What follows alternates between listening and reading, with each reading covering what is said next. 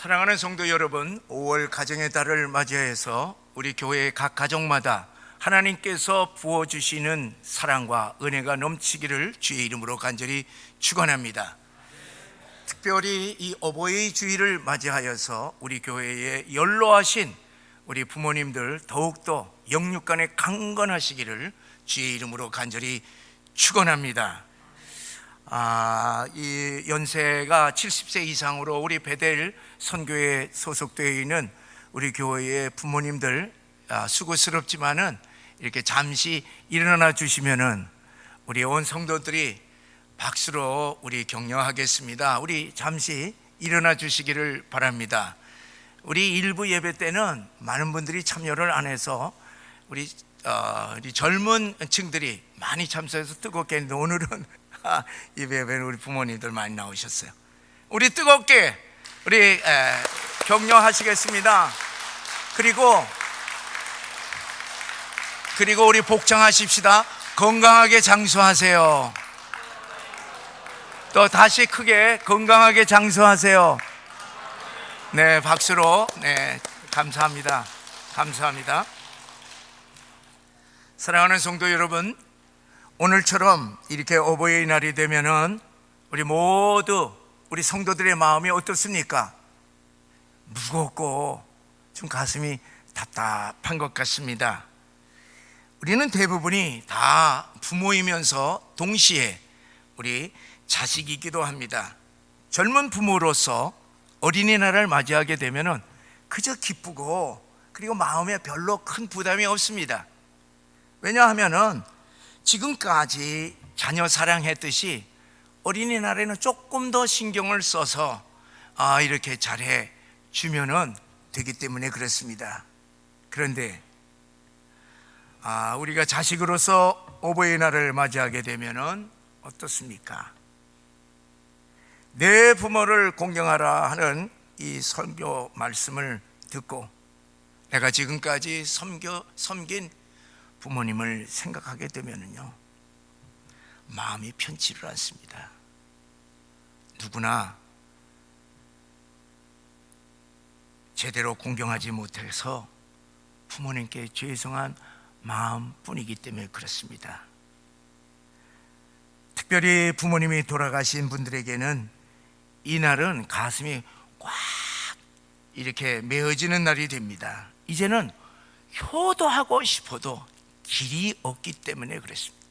아무리 깨달았어도 소용이 없기 때문에 그렇습니다. 목사인 제가 바로 그러한 마음입니다.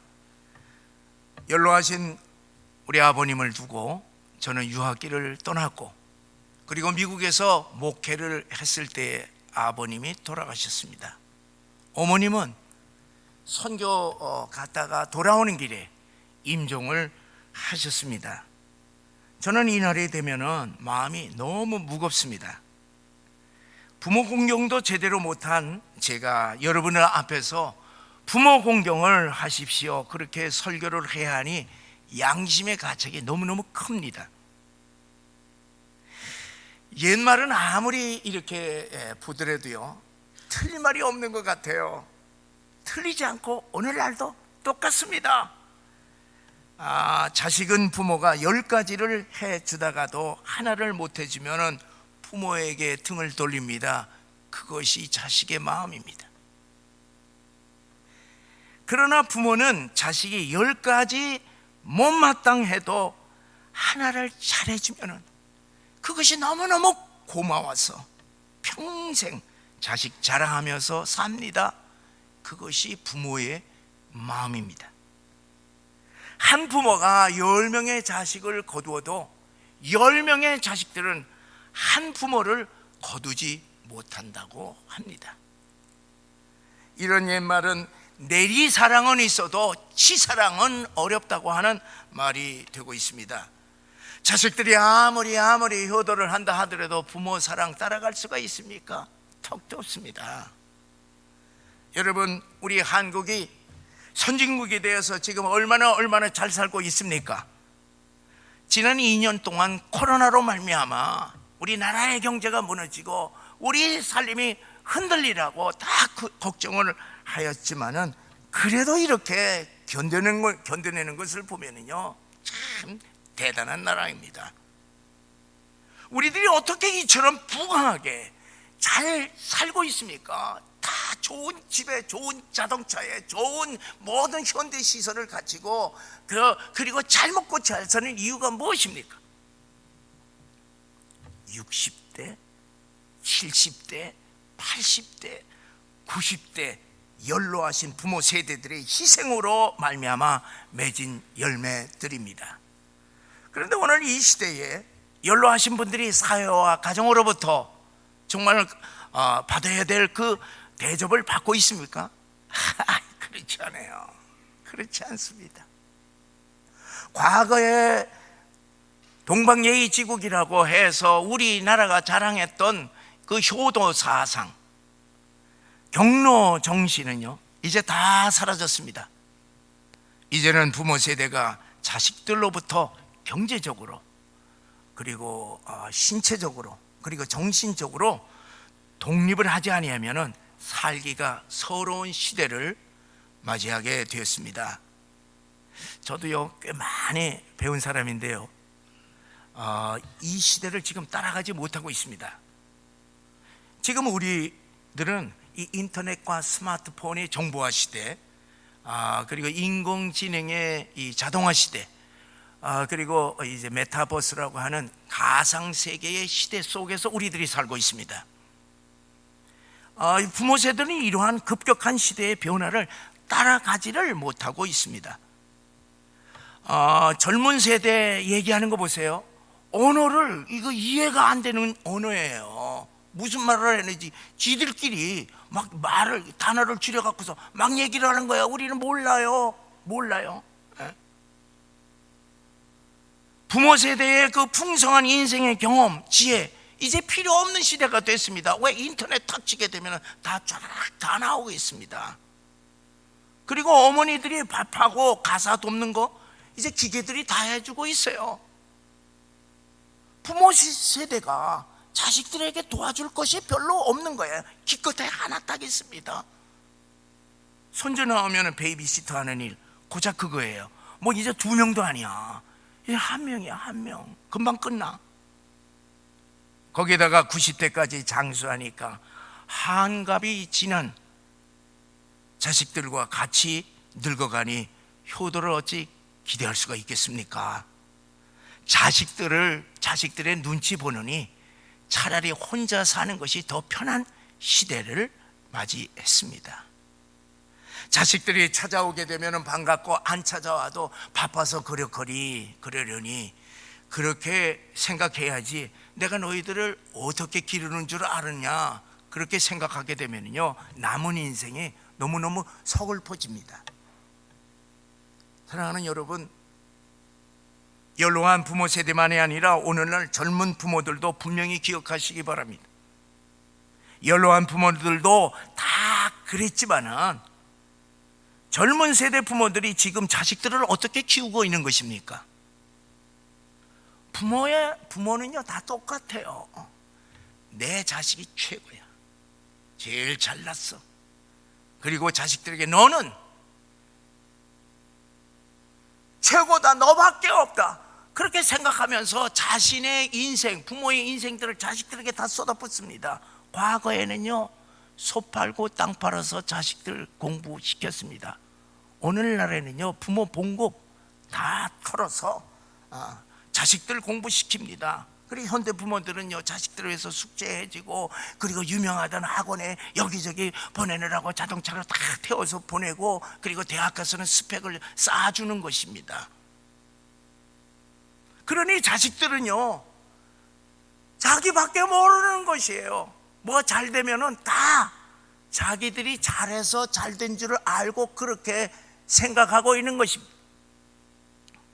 여러분, 이런 자식들에게 어떻게 효도를 기대할 수가 있겠습니까? 나이 들어서요 무시당하지 않으려면요, 첫째, 건강해야 됩니다. 둘째는요, 돈이 있어서 경제적으로 자립을 해야 됩니다. 그리고 손주들에게 용돈을 잘 줘야 손주들을 이뻐할 수가 있습니다. 자식들에게 없는 재산도요, 자식들에게는요, 내가 없는 재산도 있는 것처럼 보여야만 대접을 받을 수가 있어요. 자기 몸조차 가누기가 힘든 혼자 사는 어떤 노인의 서글픈 이야기가 있습니다. 이것은 실화입니다. 장성한 두 아들이 있었지만은 두 아들들은 이 연로한 아버님을 잘 모시지 않았습니다. 이 노인은요, 이 목수에게 찾아가서 아주 멋진 이 나무 괴짝을 만들었습니다. 거기에다가 유리 조각을 집어넣고 그리고 자물쇠로 딱 잠근 다음에 침대 베개 옆에다가 딱 갖다 놨어요. 아버지 생신을 맞이하여서 두 아들이 왔어요. 눈에 딱 띄는 거예요. 그래서 저게 궁금해서 아버지가 없는 틈에 가서 봐서 열라고 그러니까 자물쇠로 다 잠궈있기 때문에 볼 수가 없었습니다. 그래서 살짝 들어보니까 이거 묵직한 거야. 이걸 흔들어 보니까 뭐가 금속 부딪히는 소리가 나는 것이에요. 이 두 아들은 서로 얘기는 하진 않았어요. 근데 두 아들이 똑같이 생각한 거야. 그러면 그렇지, 우리 아버지가 평생도록 열심히 일해 오셨는데 그렇구나, 저기에 귀한 것이 분명하다, 그렇게 결론을 딱 내리고 난 다음에 그 다음서부터 자녀들이 태도가 달라지는 거예요. 맏아들 가정에서 정기적으로 찾아봅니다. 둘째가 형 간 거를 알고 또 찾아서 번갈아 가면서 이렇게 효도를 잘 했습니다. 그러다가 얼마 후에 아버지가 돌아가셨습니다. 두 아들은 장례를 치르고 난 다음에 도저히 궁금해서 견딜 수 없는 것이 있었으니 그것이 바로 괴짝입니다. 그래서 그 괴짝을 부수고 딱 열어봤어요. 그 안에 유리 조각이 가득한 거예요. 형이 소리를 치는 거예요. 화가 나면서, 야, 우리가 당했다, 내가 당했다, 화를 내는데 둘째 이 동생은 멍하니 그 나무 괴짝을 바라보고 있는 거예요. 그래서 형이 뭐라고 했냐면, 야, 너 그거 탐나냐? 네가 가져가. 그렇게 동생에게 얘기를 했습니다. 둘째 아들은 유리 조각 괴짝에 너무너무 충격을 받아서 한참 동안 보다가 눈물을 주르르 흘리는 거예요. 아버지가 남긴 유일한 유품이기 때문에 버릴 수가 없어서 그 나무 괴짝을 집으로 가져왔습니다. 아내가 얘기를 하는 거예요. 여보, 그 유리 조각 그 괴짝을 왜 가져와? 짜증을 낸 거예요. 그래서 아내하고 이 아들이 타협을 본 것이 있으니 유리 조각은 버리고 나무 조각만 우리 갖자, 그렇게 해서 합의를 보았어요. 그래서 유리 조각을 다 버리는데 그 밑에 편지 한 통이 딱 있는 것입니다. 유언장이었어요. 아들이 그것을 읽다가 울기 시작해요. 남편이 엉엉 우니까 아내가 달려왔습니다. 그리고 아빠가 우니까 그냥 아들과 딸이 달려온 것이에요. 아내도 읽었고 아들과 딸도 읽었습니다. 그 글은 이렇습니다. 첫째 아들을 가졌을 때 나는 너무 기뻐서 울었다. 둘째 아들이 태어나던 날 나는 너무 좋아서 웃었다. 그때부터 30여 년 동안 수천 번, 아니 수만 번 나를 울게 하였고 웃게 하였다. 이제 나는 늙었다. 그리고 그들은 달라졌다. 나로 기뻐서 울게 하지도 않고 좋아서 웃게 하지도 않는다. 내게 남은 것은 그들에 대한 기억뿐이다. 처음엔 진주 같았던 기억, 중간엔 내 등뼈를 휘게 한 기억, 지금은 사금팔이 유리 조각 같은 기억. 내 아들들만은 나 같지 않기를, 그들의 늙음하기 나 같지 않기를. 애비가 온 식구들이 읽었는데 아빠 하면서 아들과 딸이 아빠의 품에 안깁니다. 아내도 그 남편의 손을 붙잡았습니다. 넷이서 온 식구가 부둥켜 안고 울었습니다. 유언장을 읽은 다음부터는 둘째 아들 집안에서는 유언장대로 웃음소리가 들리지 않는 날이 없었다고 합니다. 아버지의 죽음에서 아버지의 참사랑을 깨달음으로 둘째 아들 가정이 행복한 가정이 되었다는 이야기입니다. 사랑하는 성도 여러분, 성경에서 왜 하나님의 백성들을 향하여서 내 부모를 공경하라고 엄하게 명령하신 것입니까? 오늘 본문의 말씀은 모세의 십계명 중에 제5계명의 말씀입니다. 시내산에서 하나님으로부터 받은 이 십계명을 모세는 제1세대를 향하여서 이제 선포를 하였고, 이제 가나안에 들어가기 전에 광야 제2세대를 향하여서 모세가 다시 똑같은 하나님의 계명을 선포하고 있습니다. 여러분 분명히 기억하시기를 바랍니다. 광야 1세대, 광야 2세대만이 아니라 이 하나님의 말씀, 내 부모를 공경하라고 하는 이 말씀은 3500년 전서부터 지금까지 모든 가정들을 향하여서, 모든 자녀들을 향하여서 계속 하나님의 계명으로 선포하고 있는 살아있는 하나님의 진리의 말씀인 것을 분명히 기억하시기를 바랍니다. 여러분, 내 부모를 기억하라고, 내 부모를 공경하라고 하는 이 말씀은 구닥다리 말씀이 아니라 영원토록 변치 아니하시는 변함없는 진리인 것을 우리 마음속에 깊이 새기시기를 바랍니다. 우리 다시 한번 우리 본문의 말씀을 우리 함께 한 목소리로 읽겠습니다. 시작. 너는 내 하나님 여호와께서 명령한 대로 내 부모를 공경하라. 그리하면 내 하나님 여호와가 내게 준 땅에서 내 생명이 길고 복을 누리리라. 자, 여러분, 자녀가 부모 공경하는 것, 이거 당연한 일이지 않습니까? 근데 그 당연한 일을 왜 계명으로 정하셔서 명령하시는 것입니까? 부모 공경이 저절로 되는 것이 아니기 때문입니다. 자식 사랑은 내리 사랑으로 본능적으로 명령하지 않아도 저절로 잘 되기 때문에 하나님은 명령하지 않았습니다. 자녀 사랑하라, 그렇게 명령하지 않았습니다. 주의 말씀으로 양육하라고만 그랬지 사랑하라고 그렇게 명하지는 않았습니다. 여러분, 짐승들도 제 새끼 사랑만큼은요 저절로 잘하고 있습니다. 그러나 부모 공경은 쉽지 않기 때문에 하나님이 계명으로 명령하신 것입니다. 십계명에서 내 부모를 공경하라 할 때 이 공경이라고 하는 단어는요, 카베드라고 하는 말로 하나님을 섬기라, 하나님을 사랑하라, 경외하라, 하나님을 공경하라 할 때에 똑같은 단어를 쓰고 있습니다. 하나님을 섬기듯이 부모를 섬겨야 한다는 의미입니다.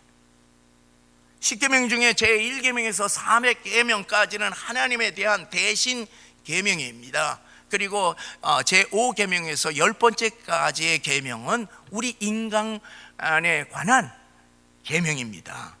부모 공경은 인간에 관한 첫 번째 계명이 되고 있습니다. 제1계명이 나 외에 다른 신을 섬기지 말라, 오직 하나님만을 공경하라, 그렇게 명령했습니다.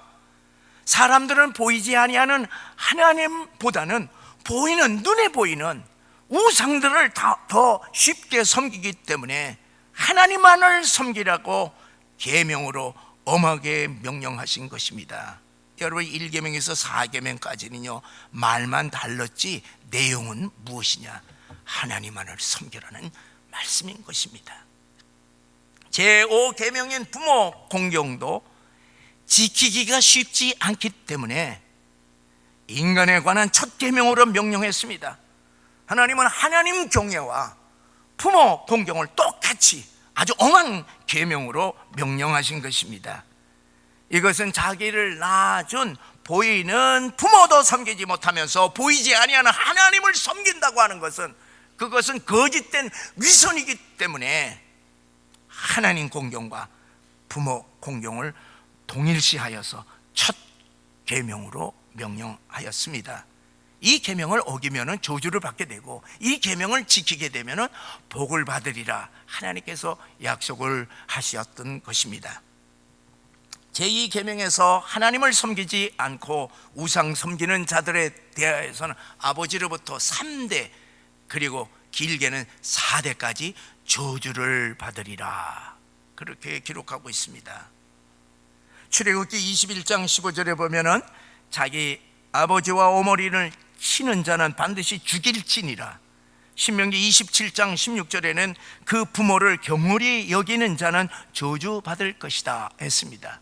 우리 함께 잠언 30장 17절의 말씀을 우리 함께 읽어보시겠습니다. 아비를 조롱하며 어미 순종하기를 싫어하는 자의 눈은 골짜기의 까마귀에게 쪼이고 독수리의 새끼에게 먹히리라. 이 말씀에서 골짜기의 까마귀에게 눈이 쪼인다, 이 성경 말씀이 깊어요. 여러분, 우리가 까마귀 하게 되면 흉조로 알려져 있습니다. 그러나 까마귀에게도 우리 인간이 본받을 만한 좋은 점이 있습니다. 그것은 뭐냐 하면은, 까마귀는 이렇게 이제 함께 날다가 딱 어미새가 딱 가지에 앉게 되면은 그 다음에 새끼 이 까마귀들은요, 어미 가지 위에 절대로 안 앉습니다. 그 밑으로 조르르르르르르 앉는 거예요. 그래서 까마귀가 앉아있는 그 모습을 보게 되면은 무엇이 어떤 새가 어미새인 것을 금방 알 수가 있습니다. 모든 새들은 그 어린 새끼에게 다 먹이를 이제 입에다 다 넣어줍니다. 까마귀도 마찬가지예요. 근데 까마귀에게 다른 것이 있습니다. 어미새가 늙어서 이제 먹이를 먹지 못하게 되면 어떻게 되냐, 장성한 새끼가 반드시 먹이를 물어다가 어미 입에다 넣어주는 것입니다. 까마귀도 부모를 공경하는데 하물며 사람이 공경하지 않느냐, 그 눈이 쪼일만하다 하는 뜻이에요. 성경은 깊습니다. 여러분, 정말로 이 저주를 보게 되면은요, 무시무시합니다. 하나님은 이러한 엄한 저주로 계명을 지키게 하였을 뿐만 아니라 하나님께서는 복을 약속하심으로 우리 사람들에게 반드시 너희들은 이 계명을 지키라, 그렇게 명령하신 것입니다. 제1계명인 하나님만을 섬기고 하나님을 사랑하게 되면은 언제 몇 대까지 하나님께서 은혜를 베푸시느냐, 1000대까지. 하나님이 감화감동되어서 1000대까지 은혜를 베풀어 주신다, 그렇게 말씀했습니다. 그리고 제5계명, 내 부모를 공경하라, 그리하면 내게 준 땅에서 내 생명이 길고 복을 누리리라, 그렇게 복을 약속해 주셨습니다. 우리 다 같이 예배소 6장 2절 3절을 우리 함께 읽어 보시겠습니다. 시작. 내 아버지와 어머니를 공경하라, 이것은 약속이 있는 첫 계명이니 이로써 네가 잘되고 땅에서 장수하리라. 자, 다른 계명은 다 다른 계명은 약속이 없습니다. 오직 부모 공경만 약속이 있는 첫 계명으로, 부모 공경하게 되면은 모든 일이 잘되고 모든 일이 형통하고 장수한다고 하는 복을 하나님께서 약속하셨던 것입니다. 부모 공경을 하게 되면 부모가 복 줍니까? 여러분, 부모를 공경하면 부모가 복을 주는 것이 아닙니다. 부모 대신에 하나님께서 대신 갚아 주시겠다고 하는 말씀인 것입니다. 여러분, 우리들이 잘 아는 룻의 인생을 우리 보세요. 여러분, 룻은요, 시집을 와서 보니까 이 집안은 어떤 집안이냐, 이거 복된 집안이 아니에요. 시아버지 돌아가셨죠. 그리고 자기 남편의 형 죽었죠. 그리고 자기 남편까지 죽었어요. 행복한 가정이 아니라 저주받은 가정과 똑같았습니다. 그런데 룻은 시어머니 나오미를 통하여서 하나님을 믿게 된 것입니다. 하나님을 믿게 되니까 깨달은 바가 있어요. 홀로 된 시어머니를 공경하라 하는 것을 마음속 깊이 깨달았습니다. 그래서 이 룻은 시어머니 이 나오미를 절대적으로 순종하고 그리고 공경을 했던 것입니다. 자, 그랬더니 어떤 복이 있었냐 하면은 보아스와 결혼을 하고 아들을 낳고 다윗의 조상이 되는 복을 받고 그리고 예수님께서 자기의 이 후손으로 오신 것이에요. 여러분, 이것보다 더 큰 축복이 어디 있습니까? 자, 그런데 여기서 우리들이 따져야 할 것은, 여러분, 룻이 시어머니를 공경했더니만은 시어머니가 며느리에게 준 것이 무엇입니까? 아무것도 없어요. 여러분, 이 시어머니가 룻에게 준 것이 무엇이 있습니까? 하나님 복 주세요 기도뿐이 없습니다. 복을 주신 것은 누구냐? 하나님께서 복을 주셨던 것입니다. 이 미국의 중고등학교 교과서에서 부모 공경을 가르칠 때에 제일 많이 등장하는, 많이 인용되는 인물이 있습니다. 그 사람이 미국의 초대 대통령 조지 워싱턴입니다.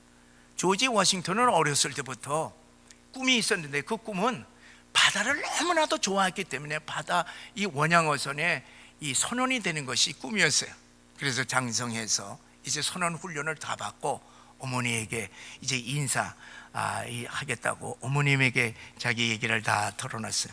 어머님, 이제 제가 내 꿈은 원양어선을 타고 선원이 되겠습니다. 그랬더니 그 소리 딱 듣고 어머니가 통곡을 하는 거예요. 통곡을 하는 거예요. 너 가면 내가 어떻게 사느냐? 가지 말아라, 가지 말아라. 이 아들이 어머니가 저렇게 통곡을 하는데 떠날 수가 없는 것이에요. 그래서 결단을 내립니다. 어머니, 울지 마세요.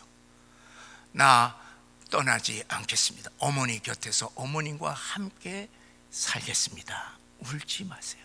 그러니까 이 어머니가 너무 감동이 되어서 하나님께 기도합니다. 하나님, 내 아들이 나를 위하여서 자기의 꿈을 버리고 나와 함께 살게 하겠다고 이렇게 말하니 하나님 너무너무 감사합니다. 이 아들을 복 주시옵소서. 이 아들을 축복해 주시옵소서. 어머니가 아들에게 해준 것은 기도뿐이었습니다. 그러나 하나님께서 그를 복을 주셔서 인류 역사에 있어서 미국의 최초의 초대 대통령으로 그를 높이 세우시고 축복해 주셨던 것입니다. 사랑하는 성도 여러분, 우리 기독교에 있어서의 부모 공경이라고 하는 것은요, 유교에서의 효도 사상이 아닙니다. 인간적인 윤리와 도덕 차원의 효도 사상이 아니라 부모 공경이라고 하는 것은 하나님과의 신앙적인 관계, 높은 영적인 차원에서의 효도라고 하는 사실, 부모 공경이라고 하는 사실을 우리 마음속에 깊이 명심하시기를 바랍니다. 부모 공경은요, 이것은 윤리도덕이 아니라 신앙적인 차원인 것입니다. 반드시 지켜야만 되는 하나님의 계명인 것입니다. 부모가 훌륭해서가 아닙니다. 잘 키워주셨기 때문에가 아닙니다. 존경스러운 분이 못 되어도, 실수가 너무너무 많은 부모라도, 자식들에게 상처를 너무너무 많이 준 부모라 할지라도, 자랑할 것이 누구만치도 없는 부모라 할지라도 나를 낳아주신 부모이기 때문에